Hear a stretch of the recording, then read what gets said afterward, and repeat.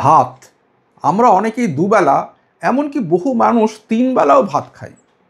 কিন্তু এই ভাতের সঙ্গে আমরা অনেকেই প্রতিদিন প্রতিবেলা বিষ খেয়ে চলেছি না তো? কেন এই কথা বলছি কারণ এই ভাতের চাল তৈরি করতে ব্যবহার করা হচ্ছে নানা কীটনাশক এবং ক্ষতিকর রাসায়নিক উপাদান, যা আমাদের শরীরের প্রচণ্ড ক্ষতি করে চলেছে। এমনকি নানা মারণ ব্যাধিতেও আমরা আক্রান্ত হচ্ছি। কি সেই সব উপাদান, কেনই বা এগুলো ব্যবহার করা হয় এবং এর থেকে বাঁচার রাস্তাই বা কী, তা আজ এই ভিডিওতে আমরা আপনাদের দেখাব। এইভাবে ভাত রান্না করলে ওই বিষ ভাতও হয়ে উঠবে অমৃত। তাই আপনাদের শরীর স্বাস্থ্যের জন্য অত্যন্ত উপযোগী এই ভিডিওটা মন দিয়ে দেখে নিন এবং আপনার প্রতিদিনকার খাবার ভাতকে এক দারুণ স্বাস্থ্যকর খাবারে পরিণত করুন। কথা দিচ্ছি 1 মাসের মধ্যে আপনি নিজেই ফলাফল দেখতে পাবেন। তাহলে আর কথা না বাড়িয়ে চলুন শুরু করা যাক। তবে শুরু করার আগে চ্যানেলটাকে সাবস্ক্রাইব করার একটা ছোট্ট রিকোয়েস্ট বা অনুরোধ রইল। আসলে এই চ্যানেলে আপনাদের প্রতিদিনকার প্রয়োজনের জন্য অত্যন্ত গুরুত্বপূর্ণ ভিডিও আমরা সব সময় নিয়ে আসি, যা আপনাদের জীবনকে আর একটু সহজ, আর একটু ভালো করে তোলে। তাই এখনও যদি সাবস্ক্রাইব না করে থাকেন তাহলে প্লিজ সাবস্ক্রাইব করার জন্য অসংখ্য ধন্যবাদ। তাহলে চলুন এবার ভিডিওতে ফিরি। আসলে আপনাদের প্রতিদিনকার খাবারেই ভাত প্রচণ্ড অস্বাস্থ্যকর বা বিষতুল্য হয়ে ওঠে প্রধানত 2টি কারণে। 1, ধান চাষের সময় বেশি ফলনের লোভে বা বিভিন্ন কীট বা পোকার হাত থেকে ধানকে বাঁচাতে প্রচুর পরিমাণে রাসায়নিক সার এবং কীটনাশক ব্যবহার করা হয়। এর ফলে উৎপন্ন ফসল আর স্বাস্থ্যকর থাকে না। এর হাত থেকে বাঁচতে আমরা ভাত রান্নার সময় এমন 2টি উপকরণ ব্যবহার করব, যাতে এই অস্বাস্থ্যকর ভাতও হয়ে উঠবে সাংঘাতিক উপকারী আর স্বাস্থ্যকর। আর 2 নম্বর, আগে ধান থেকে চাল তৈরি করা হতো ঢেঁকিতে, এখন চাল তৈরি হয় চাল কলে, যাকে আমরা বলি রাইস মিল। কিন্তু এই রাইস মিল বা চাল কলেই রয়েছে যত গেঁড়াকল। এই রাইস মিলগুলো শুধু চাল তৈরিই করে না, তা খোলা বাজারে বিক্রিও করে। আর এখান থেকেই তৈরি হয়েছে চাল সরাসরি ক্রেতার কাছে বিক্রি করার প্রতিযোগিতা। লালবাবা, অপূর্ব বা ত্রিনাথ এই ধরনের কয়েকটি নাম মাত্র। আর এই প্রতিযোগিতায় চালকে আরও চকচকে, আরও আকর্ষণীয় করে তুলছে। কিন্তু এই চালকে কিভাবে আকর্ষণীয় করা হয় বা পালিশ করা হয় জানেন? চালকে আরও মসৃণ, আরও চকচকে, আরও সাদা করতে ব্যবহার করা হয় পাউডার জাতীয় কেমিক্যাল। ঘষার জন্য ব্যবহার করা হয় চামড়া বা রাবার জাতীয় পদার্থ। এবং এই সব কিছু ওই চকচকে সাদা মসৃণ চালকে আরও অস্বাস্থ্যকর করে তোলে। আর সেই কারণেই পুষ্টি বিশেষজ্ঞরা ব্রাউন রাইস বা বাদামি চাল খেতে পরামর্শ দেন। আগে আমরা এই চালই খেতাম, মানে এই ব্রাউন রাইস। ধানের খোসা ছাড়ানোর পরে যে চালটা পাওয়া যায় সেটাই হলো এই ব্রাউন রাইস। এই চাল অনেক বেশি পুষ্টিগুণে ভরপুর, ডায়াবেটিক রোগীদের জন্য বেশি উপকারী, কিন্তু দেখতে ভালো নয় মোটেই। তাই এই বাদামি চাল বা ব্রাউন রাইসকে পালিশ করে তার পুষ্টিগুণে ভরপুর বাদামি অংশকে বাতিল করে আমাদের জন্য নিয়ে আসা হয় মসৃণ ধবধবে সাদা অস্বাস্থ্যকর চাল, যা আমরা দারুণ ভালো চাল ভেবে কিনে নিই। তবে আমরা এখানে ব্যবহার করব ভাত রান্না করার আগে একটা বিশেষ পদ্ধতির, যাতে এই অস্বাস্থ্যকর চাল হয়ে উঠবে অনেকটাই স্বাস্থ্যকর। ভাবছেন তো কি এমন একটা নতুন পদ্ধতি আমি দেখাবো যে আপনারা চমকে যাবেন? না, আমি কোনো নতুন পদ্ধতি দেখাবো না। ভাত রান্নার আগে আমরা সবাই এটা করি, কিন্তু আমরা ভীষণ ক্যাজুয়ালি এটা করি, এর গুরুত্ব বুঝে করি না। সেটা হলো চাল ধোয়া। আসলে চাল পালিশ করার সময় এর গায়ে লেগে থাকে পাউডারের মতো বিভিন্ন ক্ষতিকর কেমিক্যাল এবং চামড়া বা রবার জাতীয় পদার্থ, যা ভালোভাবে না ধুলে চালের গায়ে বা চাল ধোয়া জলের মধ্যে থেকে যায়। এবং এগুলোই হলো বিষ, যা ভাতের সঙ্গে প্রতিদিন আমাদের শরীরে প্রবেশ করছে। তাই চালকে ভালোভাবে এবং বারবার ধোয়া ভীষণ জরুরি। কিন্তু কতক্ষণ বা কবার ধুতে হবে, কীভাবেই বা চাল ধোয়া উচিত, দেখে নিন, মন দিয়ে দেখে নিন। প্রথমেই চালটা নিয়ে নিলাম। দেখুন, এই যে চালটা দেখছেন, এটা কিন্তু মোটামুটি একটা মিডিয়াম রেঞ্জের চাল, বাঁশকাঠি, যেটা 75 টাকা কেজি। এবং সেই চালটা আমি নিয়ে নিচ্ছি। চালটাকে আমি প্রথমে ঢেলে দিলাম এখানে। প্রথমে যেটা করতে হবে সেটা হচ্ছে এই চালটাকে আমি চালের মধ্যে জল দিলাম। এবারে দেখুন ব্যাপারটা কীরকম ঘটবে। এই যে জলটা দিয়ে দিলাম চালের মধ্যে, এবার দেখুন এখন আপনারা নিচে চালটা দেখতে পাচ্ছেন, নিচে চাল আছে, মোটামুটি বোঝা যাচ্ছে। এবারে আমি এটাকে চালটাকে ধোবো। এই ধোয়াটার প্রসেসটা হবে এরকম, কচলে কচলে। দেখুন জলটা আস্তে আস্তে জলের কালারটা চেঞ্জ হয়ে যাচ্ছে। এই দেখুন এই দেখুন চালটাকে আমি কিন্তু বেশ কিছুটা সময় ধরে চালটাকে কচলাচ্ছি।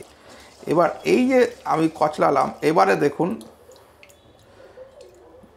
আপনি কি এখন চাল দেখতে পাচ্ছেন? এর মধ্যে কেমন একটা ঘোলাটে শুধু জল দেখতে পাচ্ছেন। চাল কিন্তু নিচে কি দেখা যাচ্ছে? নিচে কিন্তু চাল দেখা যাচ্ছে না। এইবার এটাকে ততক্ষণ অবধি আমাদের ধুতে হবে যতক্ষণ অবধি না আমি নিচে চালটা ভালোভাবে দেখতে পাচ্ছি। জলটা ফেলে দিলাম, আবার জল দিলাম।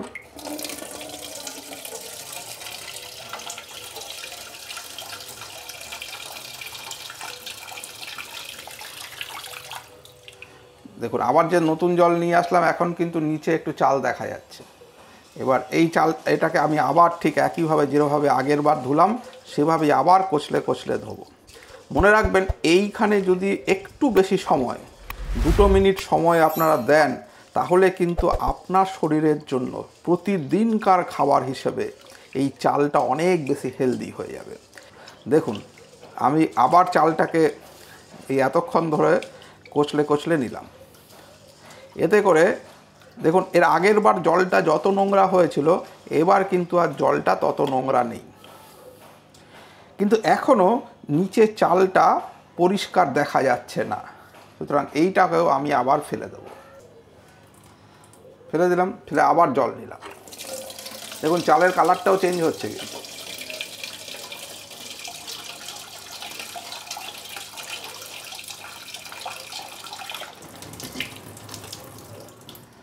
এবারে দেখুন এই চালটা কিন্তু তলায় অনেকটাই স্পষ্ট দেখা যাচ্ছে।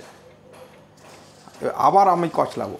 মনে রাখবেন যে এইটাই কিন্তু এই ভাতকে স্বাস্থ্যকর বা হেলদি বানানোর প্রসেস। এই চালটাকে সুন্দর করে বারবার অন্তত 4 বার ধোয়াটা কিন্তু ভীষণ জরুরি। এই 4 বার ভালো করে ধোয়ার মাধ্যমে আপনি সেই কেমিক্যাল যেগুলো ক্ষতিকর এবং তার সঙ্গে সঙ্গে আরও যে সমস্ত ইনগ্রেডিয়েন্টগুলো এই চালকে পালিশ করার জন্য ইউজ করা হয় সেইগুলোকে কিন্তু আপনি বাদ দিয়ে দিচ্ছেন, আপনি এলিমিনেট করছেন। এখন কিন্তু আস্তে আস্তে ধোয়ার পরেও এতক্ষণ ধরে কচলানোর পরেও নিচে চালগুলো কিন্তু দেখা যাচ্ছে।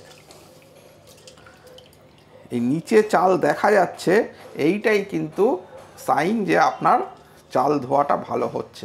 এবারে আবার আমি এই জলটা ফেলে দেবো। আবার জল নিলাম। এই 4 নম্বর মনে রাখবেন 4 বার ধোয়াটা কিন্তু ভীষণ ভীষণ ভীষণ জরুরি।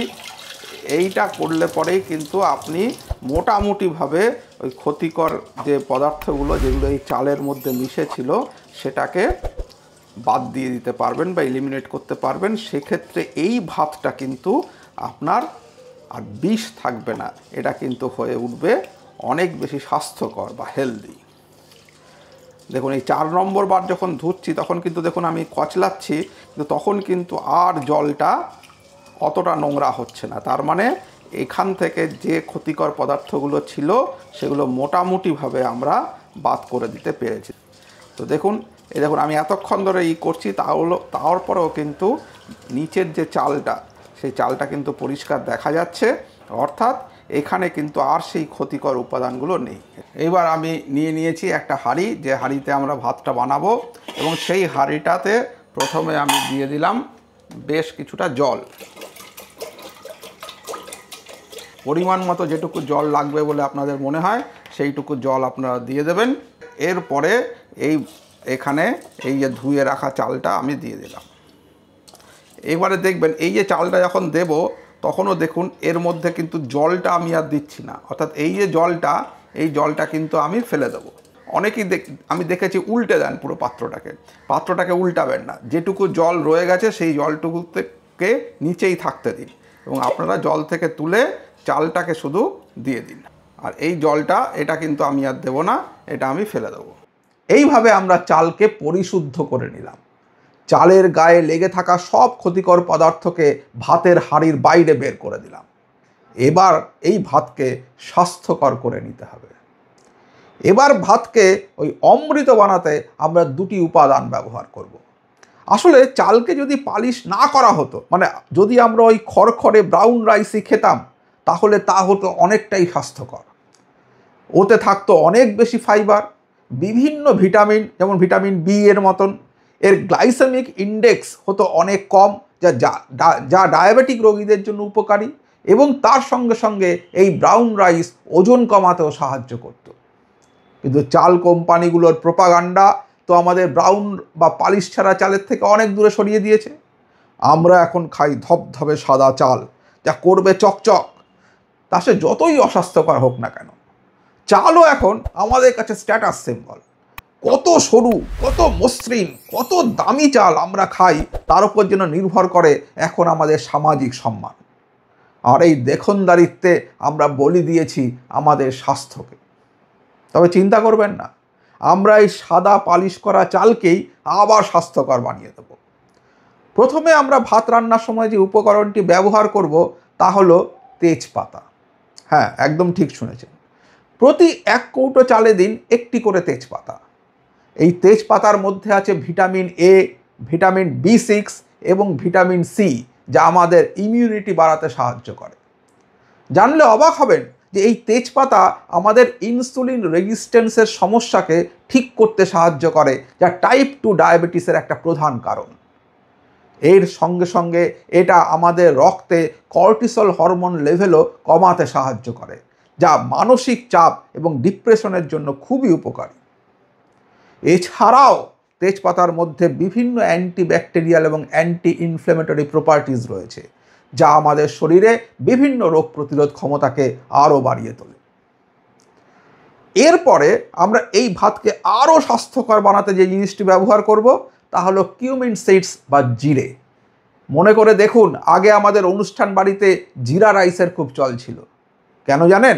কারণ এই জিরে আমাদের শরীরে পিত্তরসের পরিমাণ বাড়ায়, যা তৈলাক্ত খাবার বা ভাজাভুজি হজম করতে সাহায্য করে। অর্থাৎ আপনার শরীরে যদি হজমের বা গ্যাসের সমস্যা থাকে, তবে ভাত রান্নার সময় অবশ্যই জিরে ব্যবহার করুন। তফাৎ আপনি নিজেই বুঝতে পারবেন। কতটা জিরে দিতে হবে? প্রতি কৌটো চালে 1 চা চামচ করে। আগে জিরেটা জলে ধুয়ে নিয়ে তারপর ভাতের হাঁড়িতে দিয়ে দিন, তাতে ভাতটা সাদাই থাকবে। আর না ধুয়ে দিলে একটু হলদে হয়ে যেতে পারে। তবে জিরের গুণ শুধু এখানেই শেষ নয়। জিরেতে প্রচুর পরিমাণে আয়রন থাকে, যা আমাদের সারা দিনের আয়রনের প্রয়োজনের 20 থেকে 25% পূরণ করে দিতে পারে। অর্থাৎ অ্যানিমিয়া কমাতে এবং রক্তে হিমোগ্লোবিনের মাত্রা বাড়াতে জিরে সাংঘাতিক ভালো কাজ করে। এছাড়াও জিরেতে রয়েছে কিউমিনালডিহাইড, যা কিনা রক্তে ইনসুলিনের মাত্রা বাড়িয়ে এবং ভাত খাওয়ার জন্য যে সুগার স্পাইকস হয় তা নিয়ন্ত্রণ করে ডায়াবেটিক রোগীদের জন্য এক মহৌষধের কাজ করে। তবে শুধু ডায়াবেটিক রোগী নয়, হার্টের রোগীদের জন্য এই জিরে খুবই উপকারী। জিরের মধ্যে এক ধরনের হাইপোলিপিডেমিক এফেক্ট রয়েছে, যা ব্লাড প্রেশার নিয়ন্ত্রণ করতে সাহায্য করে এবং রক্তে এলডিএল এবং ট্রাইগ্লিসারাইডের মাত্রা কমাতে সাহায্য করে। অর্থাৎ প্রতিদিনকার ভাতের মধ্যে যদি শুধু এই দুটি উপাদান মিশিয়ে দেওয়া যায়, তাহলেই আমাদের ভাত হয়ে উঠবে অত্যন্ত স্বাস্থ্যকর একটি খাবার, যাকে বলা যেতে পারে অমৃত তুল্য। কিন্তু এই দুটি জিনিস কখন ভাতে দিতে হবে সেটা জানা কিন্তু খুব জরুরি।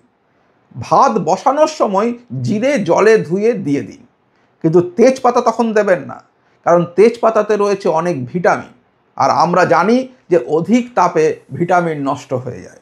তাই ভাত যখন প্রায় 70 থেকে 75% হয়ে আসবে, তখন তেজপাতা ভাতের মধ্যে দিয়ে ভালো করে নেড়ে দিন এবং গ্যাসের আঁচটা কম করে দিন। ওই কম আঁচে বাকি ভাতটা সেদ্ধ হতে দিন। এতে করে তেজপাতার সব গুণগুলোই আপনি ভাতের মধ্যে পাবেন। তাহলে আর কি, প্রতিদিন এই অমৃততুল্য স্বাস্থ্যকর ভাত খান আর 2-3 মাসের মধ্যে নিজেই ফলাফল দেখুন।